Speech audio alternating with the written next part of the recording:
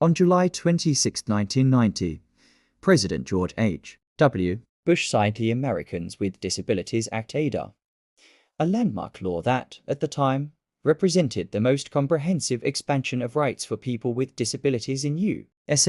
history. As disability rights attorney Arlene Mason later wrote, the ADA's roots lay in the moment when people with disabilities began to challenge societal barriers that excluded them from their communities, and when parents of children with disabilities began to fight against the exclusion and segregation of their children. Activists liken their movement to the civil rights struggle, arguing that without federal protections, disabled Americans faced systemic discrimination in public spaces, businesses, and employment. In 1986, the National Council on Disability, an independent government agency, released a report confirming these concerns and pointing to major gaps in existing laws that prevented equal access and opportunities.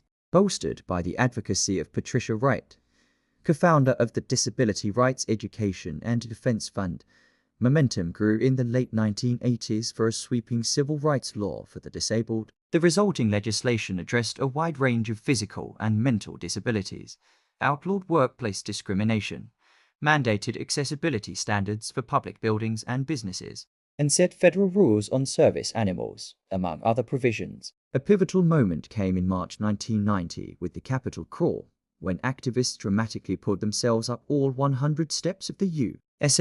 Capitol to draw attention to the nation's inaccessibility. Despite opposition from some church groups concerned about compliance burdens, the ADA passed the House by unanimous voice vote and the Senate 76-6. On signing the bill, President Bush declared, "Let the shameful wall of exclusion finally come tumbling down."